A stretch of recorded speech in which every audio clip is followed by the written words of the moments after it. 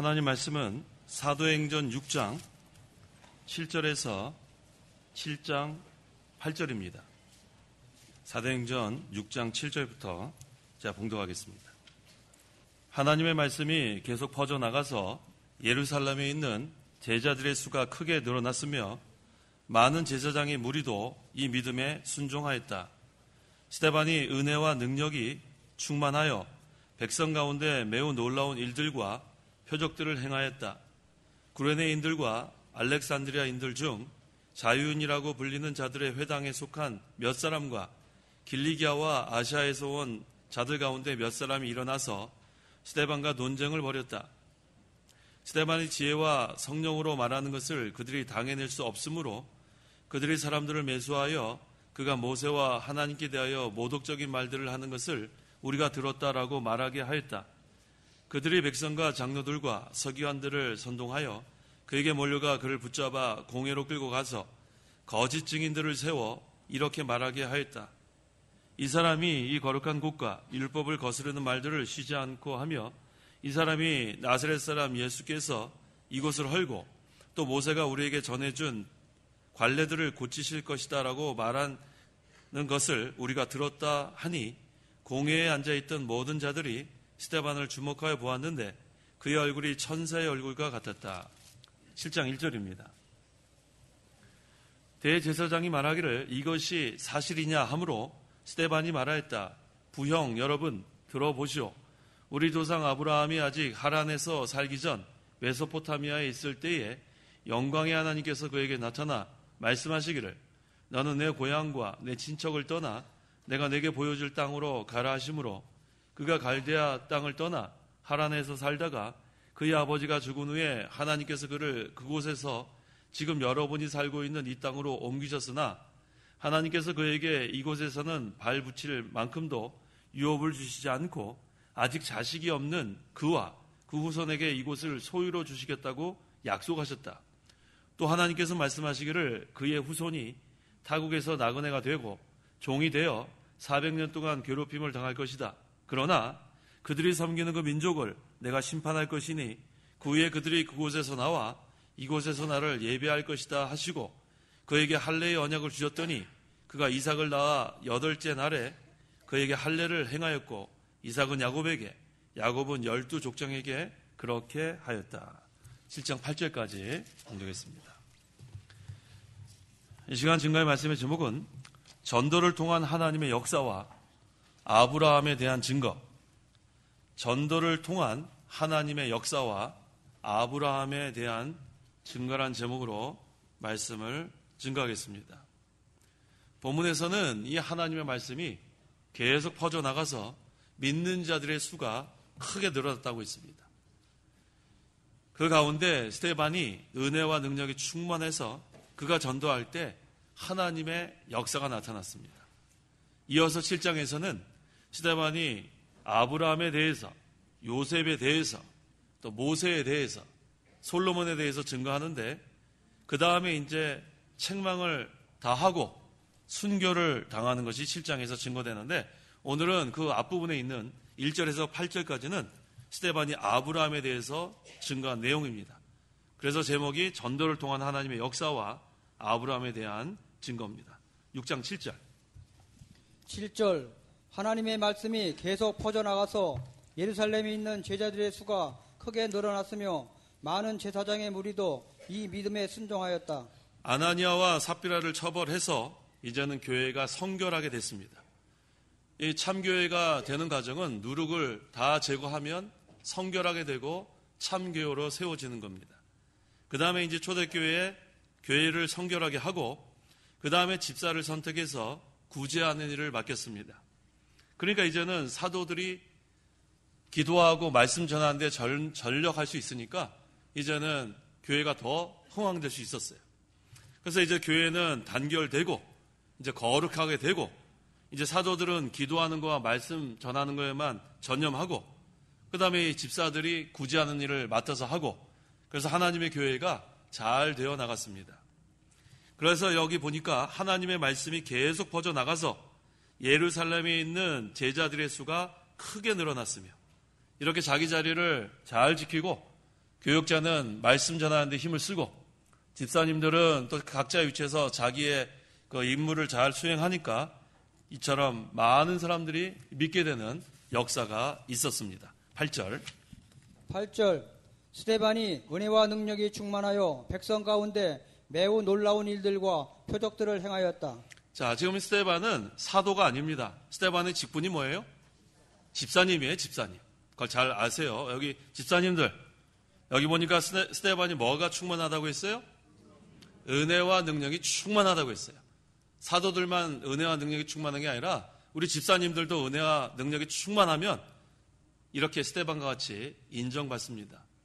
그래서 이제는 집사의 직분을 맡아서 봉사하고 충성했습니다. 그럴 때 하나님께서 이 스데반을 통해서 그 초대교회 시대에는 많은 표적과 기사들이 나타나는 시대였기 때문에 스데반을 하나님께서 사용하셔서 큰 역사를 나타냈습니다. 오늘날 우리 집사님들도 마찬가지예요. 하나님께서 은혜와 능력이 충만해서 자기의 직분을 잘 감당하면 하나님께서 크게 사용하십니다. 9절. 구레네인과 알렉산드리아인들 중 자유인이라고 불리는 자들의 해당에 속한 몇 사람과 길리기아와 아시아에서 온 자들 가운데 몇 사람이 일어나서 스데반과 논쟁을 벌였다. 지금 여기 여러 사람들이 나오죠. 이 사람들은 전부 다 이방에서 예루살렘으로 온 유대인들을 가리킵니다. 근데 이들이 지금 스데반 집사님과 변론하는 거예요. 논쟁합니다. 그래서 결론은 뭐냐면 스데반 집사를 핍박했어요. 그 장본인들입니다. 그래서 당시 예루살렘에서는 이러한 자들이 지금 자기네들의 회당을 짓고 그 회당에서 기도를 하고 그 다음에 시편을 노래하고 성경을 읽고 가르치는 일을 했는데 그 가운데서 몇 사람이 일어나서 지금 스데반과 논쟁을 벌입니다. 그런데 스데반이 지금 은혜와 능력이 충만하다고 했죠? 당해낼 수 있을 것 같아요? 당해내지 못하죠? 10절. 스데반이 지혜와 성령으로 말하는 것을 그들이 당해낼 수 없으므로. 네, 스데반이 지혜와 성령으로 말하는 것을 그들이 당해낼 수 없다고 했어요. 스데반의 직분이 뭐예요? 집사님들, 스데반이 지혜와 성령으로 말하는 것을 그들이 당해낼 수 없다고 했죠? 집사님들 힘이 나요? 네, 두 가지가 필요합니다. 한 가지는 뭐예요? 지혜, 또 하나는 성령. 그렇죠. 지혜와 성령으로 이렇게 변론하는 자를 당해낼 수 없다고 했어요. 근데 이 지혜는 어떤 지혜인가? 고린도전서 2장 6절에서 7절. 6절 그러나 우리가 온전한 자들 가운데서는 지혜를 말하니 이 지혜는 이 시대의 지혜도 아니고 또 이 시대에 없어질 통치자들의 지혜도 아니다. 오직 우리가 말하는 것은 비밀 속에 감추어져 있던 하나님의 지혜인데 이것은 하나님께서 우리를 영광스럽게 하시려고 영원전에 미리 정하신 지혜지다. 네, 하나님의 지혜라고 했어요. 우리 성도는 하나님의 지혜를 소유해야 합니다. 공부를 많이 해서 얻는 지혜가 아니고 공부를 많이 해서 얻는 지식이 아니고 하나님께 구하여서 얻은 그 지혜예요. 그래서 야고보서 1장에 지혜가 부족하거든 뭐라고 했어요? 하나님께 구하여라. 우리가 구해야 할 지혜는 바로 이 지혜예요. 하나님의 지혜, 영적인 지혜. 이 지혜를 세상의 지혜로는 감당할 수 없어요. 아무리 공부를 많이 한다고 해서 하나님의 지혜를 어떻게 대항할 수 있습니까? 지금 이 스데반 집사는 이 지혜, 하나님의 지혜, 영적인 지혜를 소유했고 또 성령께서 함께 하시기 때문에 스데반 집사를 당해낼 자가 없었어요. 11절에서 14절. 11절 그들이 사람들을 매수하여 그가 모세와 하나님께 대하여 모욕적인 말들을 하는 것을 우리가 들었다라고 말하게 하였다. 그들이 백성과 장로들과 서기관들을 선동하여 그에게 몰려가 그를 붙잡아 공회로 끌고 가서 거짓 증인들을 세워 이렇게 말하게 하였다.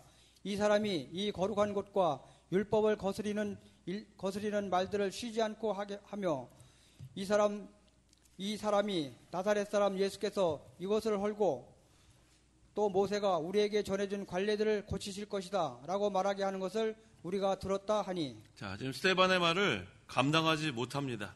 그러니까 유대인들이 어떻게 하겠어요? 스데반은 지금 성령이 함께 하시고 하나님의 지혜를 소유했기 때문에 도저히 감당할 수 없어요. 그러니까 이제는 인간의 권모술수를 쓰겠죠? 대답해 보세요.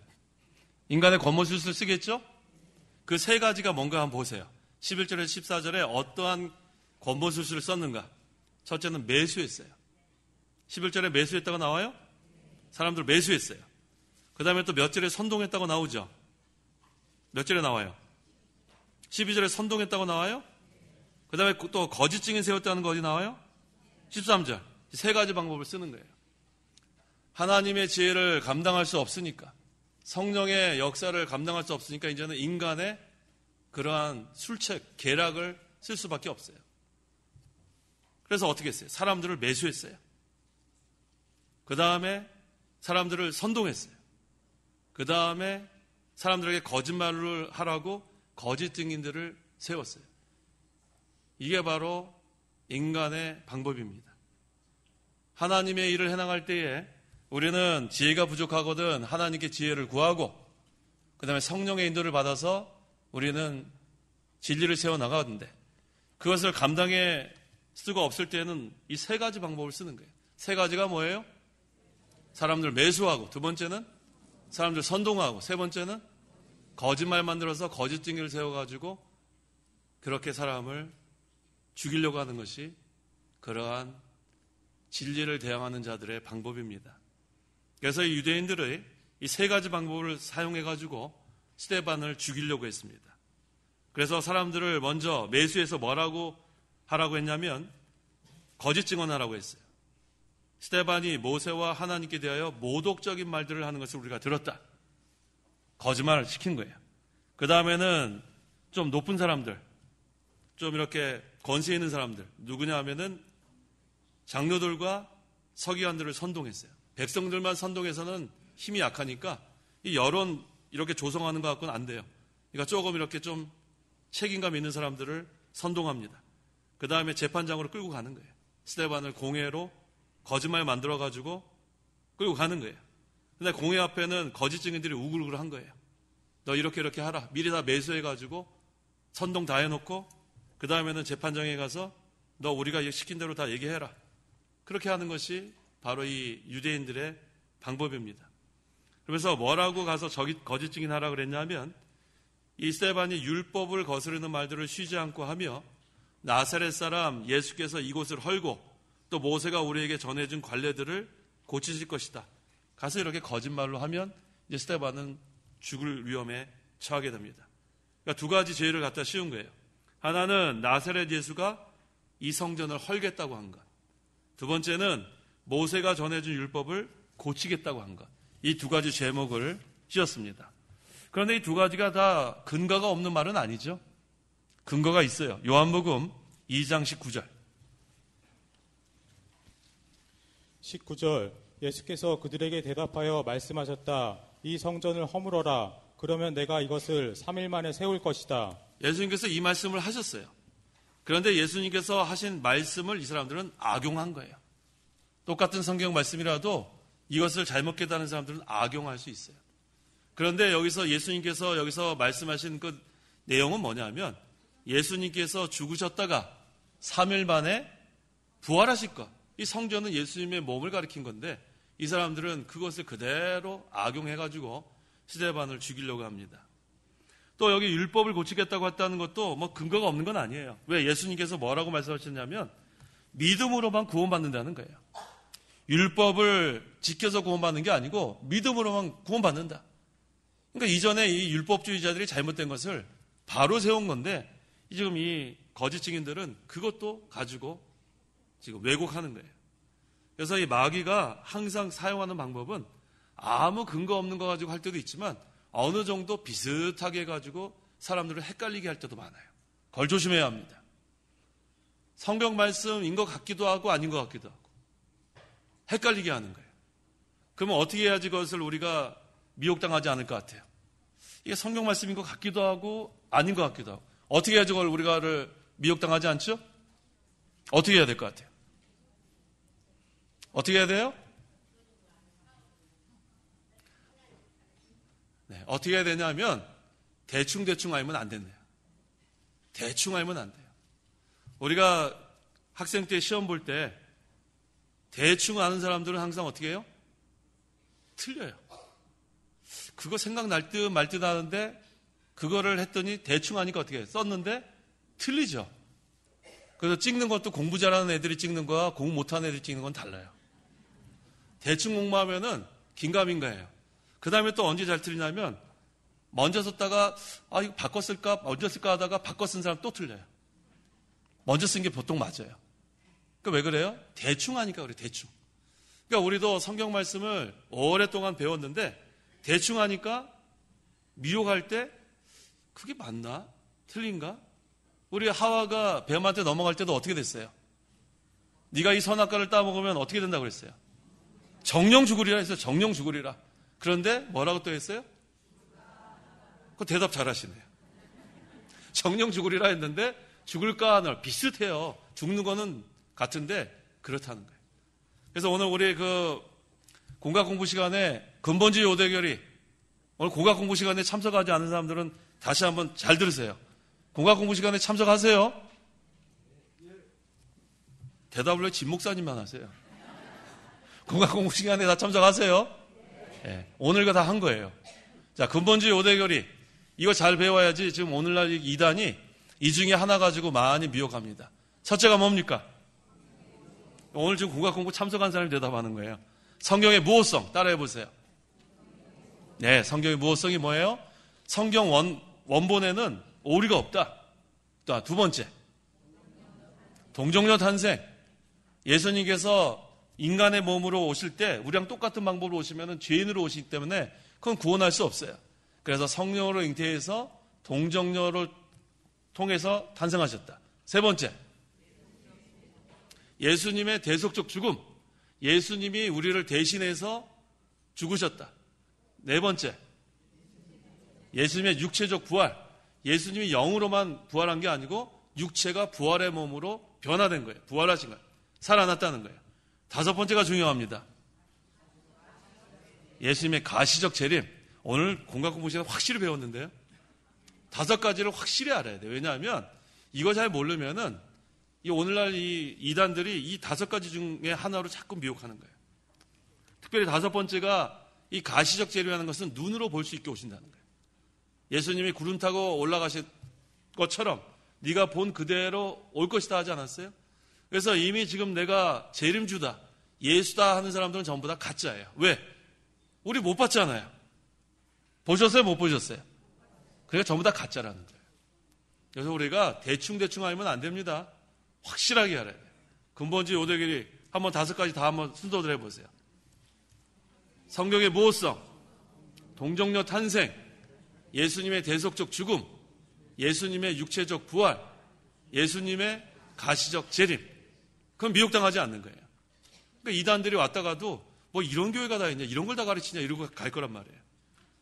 그러니까 뭘 잘 모르는 사람들을 미혹해야 되겠는데 이거 뭐 철저하게 이런 걸 알고 있으니까 자기가 재림주라 그러려다가 여기 아마 왔다가 간 사람이 있을 줄 몰라요.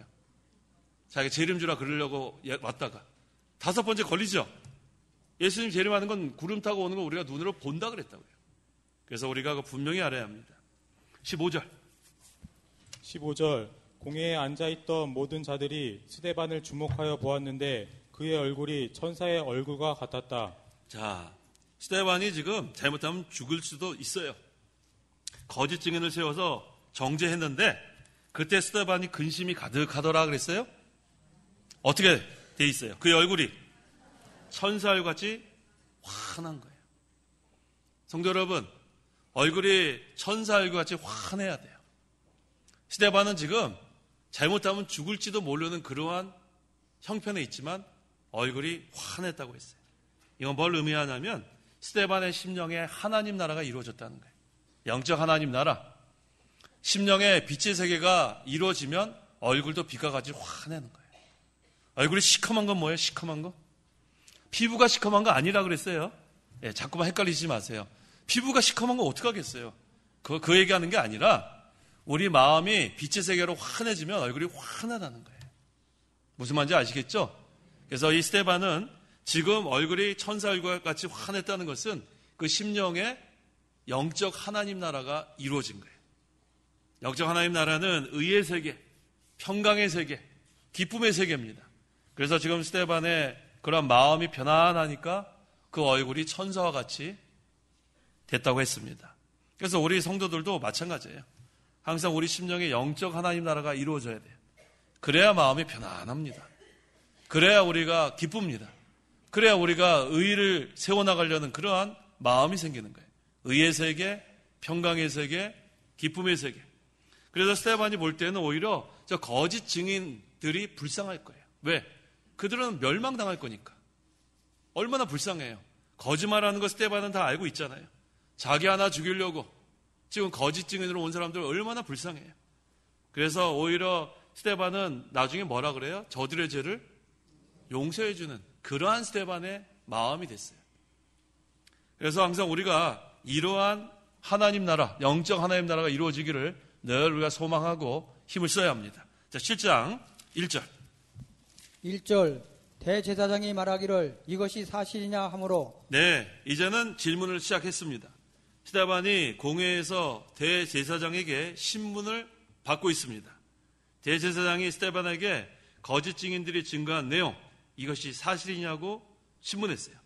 여기에 대해서 이것이 사실이면 스데반은 죽을 수밖에 없죠. 왜 죽냐 하면은 이 제목이 아주 커요.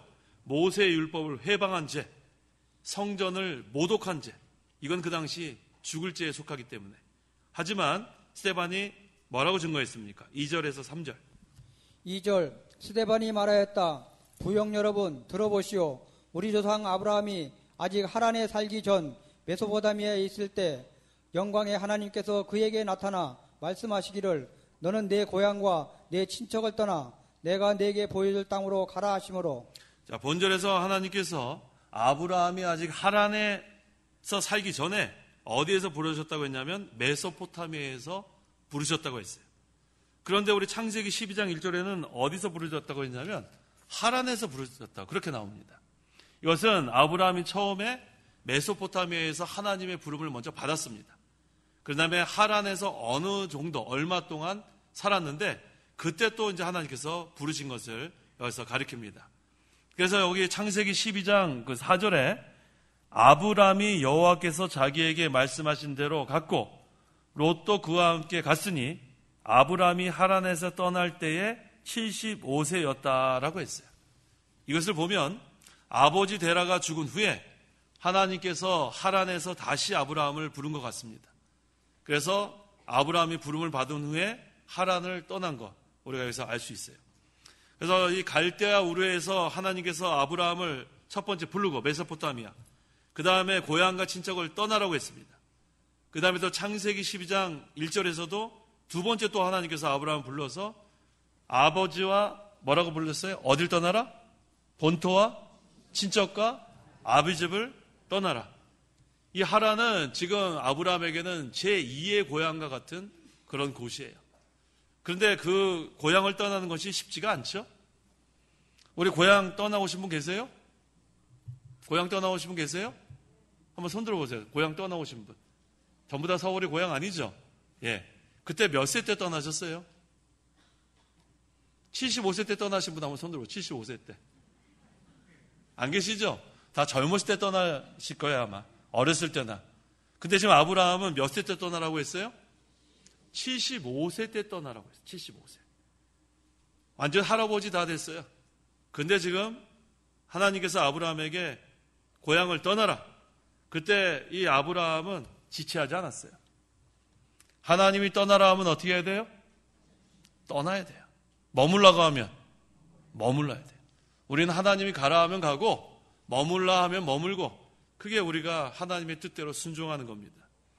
그렇다면 여기서 하나님께서 왜 아브라함에게 그 하란을 떠나라고 했는가? 그 이유는 뭐냐 하면 자기 중심 생활에서 하나님 중심 생활로 변화되라는 거예요. 자기 중심적 생활에서 하나님 중심적 생활로 변화가 되라. 지금까지는 자기 중심적으로 살았을지라도 이제부터는 하나님 중심적으로 살아라. 그런 뜻이 있습니다. 또 여기 본토와 친척과 아비집은 다른 말로 하면은 물욕과 정욕과 사욕을 떠나라. 그것은 편안합니다. 사람이 편안한 가운데 있으면은 욕심대로 살려는 게 많아요. 하지만 일단 그 편안한 가운데서 일단 고향 떠나면 그때부터 어떻게 돼요? 고생이 시작됐죠? 그러면 욕심보다는 개척하려는 그런 마음이 생기게 돼 있어요. 저도 이렇게 한번 보니까 지금 한 31년 전에 제가 미국으로 갔는데 그때 저도 고향 여기서 한 19년 살았지 않았어요? 근데 미국에 딱 갔는데 거기 가니까 완전히 개척이에요, 개척. 요즘은 한국 사람들이 상당히 많은데 그때만 해도 한국 사람이 그렇게 많지 않았어요. 지금은 우리 LA 가보신 분 어때요? 한인타운 가니까 어때요? 가보신 분이 안 계세요?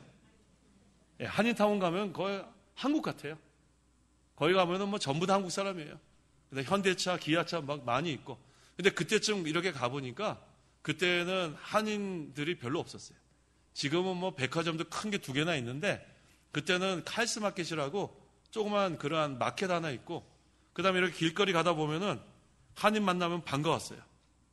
왜 반가웠겠어요? 별로 없으니까. 예, 거기 가니까 참 반갑더라고요.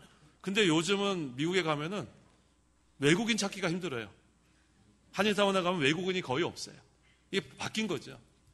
예, 그래서 이제 우리나라가 이제 언제부터 그렇게 이민이 많이 왔냐면은 그 올림픽 게임 한 다음부터 1988년 이후로 엄청난 인구가 LA로 많이 이렇게 이민을 가가지고 그때는 이제는 한인타운이 대단했습니다. 근데 그 당시 처음 딱 갔더니 개척해야 되는 거예요. 전부 다 개척. 그때 길도 몰라가지고 그래가지고 어디 한번 가려면은 버스 물어보고 그때 영어도 제대로 못하니까 거꾸로 타고 갔다가 2시간 만에 집에 오고 막 이랬었어요. 길을 모르니까. 그 다음에 또 이렇게 거기 가게 이제 영어 공부하러 가면은 그냥 눈칫밥으로 사는 거죠. 거기서 뭐라고 밥 먹었냐 그러면 안 먹었어도 그러고 그냥 이렇게 사람들이 하면은 다른 거 방법 없어요. 영어 잘 모르면 어떻게 하면 되는지 아세요? 웃으면 돼요. 웃으면 돼. 뭐라 부르면은 그때는 영어 잘 모르니까 바보니 그런 시절이었단 말이에요. 자, 그때는 아무것도 몰라요. 아무것도 몰라요. 그저 그때는 하나님만 의지하는 거예요. 하나님만 의지해야지 어떻게 하겠어요. 영어도 잘 못하고 거기서 지금 한국 사람도 찾기 힘들고 또 제가 또 살던 데는 또 한인타운에서 한 30분 떨어진 데에서 그러니까 전부 다 개척하는 거예요. 전부 다. 그때는 개척 정신이 생기려고 생기는 게 아니라 그렇게 하게 돼 있어요. 이 아브라함을 보니까 마찬가지예요. 75세 할아버지라도 일단은 그것을 떠나야 돼요. 그것을 편안하게 하면은 자기의 그런 욕심대로 만족하면서 살 수 있지만 하나님께서 이제는 자기 중심 생활에서 이제 하나님 중심 생활로 변화가 되고 이제는 하나님만 의지하고 하나님의 뜻을 순종하기 위해서 하나님께서 그것을 떠나라고 했습니다. 4절 그가 갈대아 땅을 떠나 하란에서 살다가 그의 아버지가 죽은 후에 하나님께서 그를 그곳에서 지금 여러분이 살고 있는 이 땅으로 옮기셨으나 아브라함이 고향과 친족과 아버지의 집을 떠나 하나님 말씀을 따라갈 때 하나님께서 가나안 땅으로 인도해 주신 거예요. 이 하나님의 목적이 있었습니다. 5절 하나님께서 그에게 이곳에서는 발붙일 만큼도 유업을 주시지 않고 아직 자식이 없는 그와 그 후손에게 이곳을 소유로 주시겠다고 약속하셨다. 아브라함 당시에는 가나안 땅을 발 붙일 만큼도 유업으로 주시지 않았어요. 아브라함은 약속을 바라보고 떠난 거예요. 그게 중요한 거죠. 눈에 보이는 그러한 땅을 유업으로 주지 않았을지라도 하나님께서 약속한 것을 언약을 믿고 나간 거예요. 이게 아브라함의 믿음입니다. 우리가 지금 하늘나라 아직 본 적이 없어요. 하지만 하나님께서 우리에게 하늘나라를 약속하셨기 때문에 우리는 확신을 가지고 하나님의 일을 해나가는 거예요. 이게 바로 하나님의 약속을 믿는 신앙입니다. 아브라함은 가나안 땅에 발 붙일 만큼 또 유업으로 받지 못하고 또 아브라함 그때 아들도 없었어요. 아들이 없는데 어떻게 하나님께서 너의 상속자, 그 다음에 너의 후손 이런 말씀을 하는 걸 어떻게 믿을 수 있겠어요? 하지만 아브라함은 만능히 하나님을 믿었습니다. 그 당시 아들도 없는데 어떻게 네 후손에게 내가 주리라 하는 것을 믿겠어요? 아브라함의 믿음이 그래서 큰 믿음이에요. 하나님의 약속을 믿었는데 인간의 생각으로는 불가능한 것 같을지라도 믿었어요. 왜? 아들이 없는데 후손에게 주리라. 그걸 어떻게 믿습니까? 하지만 아브라함은 믿었습니다. 6절 또 하나님께서 말씀하시기를 그 그의 후손이 타국에서 나그네가 되고 종이 되어 400년 동안 괴롭힘을 당할 것이다. 네, 그 다음에 하나님이 이제는 아브라함의 후손들을 가나안 땅을 주시기 전에 연단시킬 것을 또 여기서 말씀하시고 있어요. 몇 년 동안?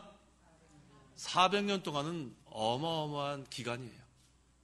400년 동안은 이집트에서 종살이를 했어요. 근데 이게 하나님의 계획이었다는 거예요. 하나님은 가나안 땅을 주시는 게 최종 목적인데 그 전에 이러한 연단 기간을 또한 허락하신 거예요. 그래서 우리가 이 연단을 통과한 다음에 하나님께서 가나안 주시는 걸 믿어야 돼요. 이게 하나님의 계획입니다. 하나님의 연단을 통해서 자격을 만들고 하늘나라의 기업을 우리에게 주시는 거예요. 우리가 전부 다 하늘나라의 상속자입니다. 후사들인데 아직은 이 자격이 만들어지지 않았기 때문에 하나님이 연단 많이 주시는 거예요. 그래서 연단 받는 거를 우리는 당연한 것으로 생각해야 돼요. 불같은 시험을 이상한 일로 여기지 말라고 했죠? 당연히 있는 거예요. 그 다음에 하나님 나라에 들어가려면 많은 환난을 겪어야 된다고 했죠. 사도행전 14장 22절. 22절. 그들이 제자들의 마음을 굳건히 해주었고 믿음에 머물러 있으라 권하였으며 또 우리가 하나님 나라에 들어가려면 많은 환난을 겪어야 할 것이다 라고 권면하였다. 우리가 하나님 나라에 들어가려면 뭐를 겪어야 할 것이다? 많은 환난을 겪어야 할 것이다. 그러니까 환난 겪는 게 당연한 거예요. 환난 겪어야 합니다. 환난 겪지 않고 들어가면 자격이 안 만들어졌어요. 하나님은 우리가 자격 만들어지기를 원하시는 거예요.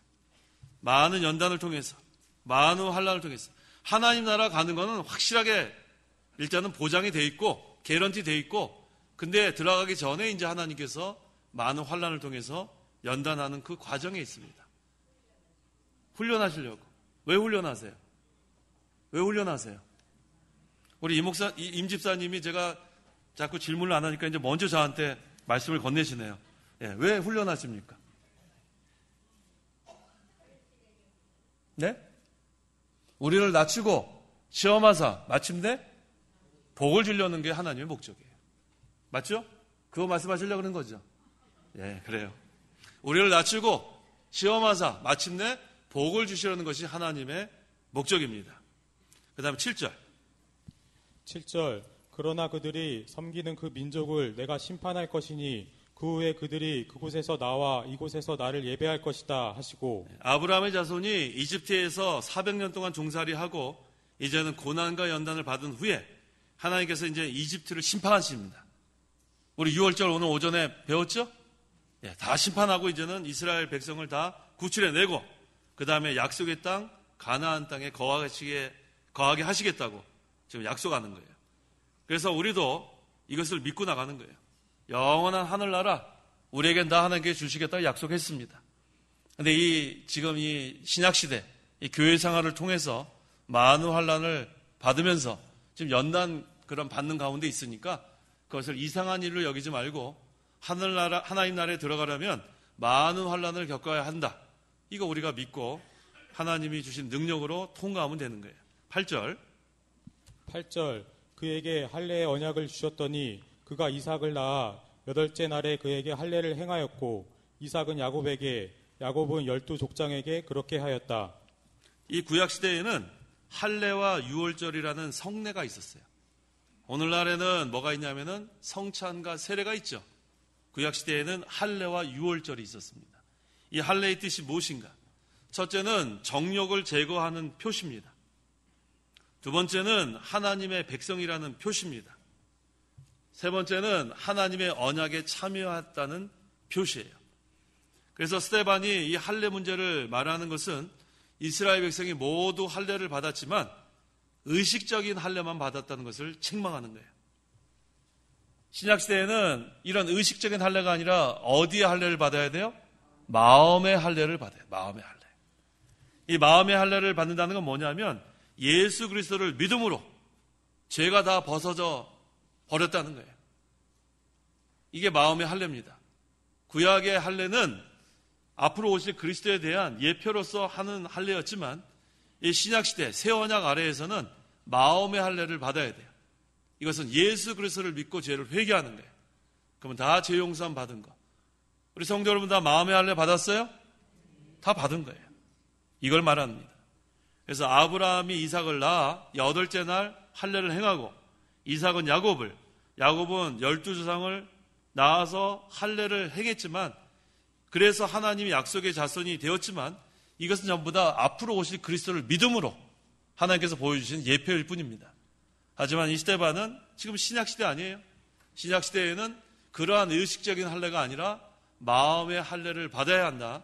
그래서 지금 이 유대인들을 책망하는 거예요.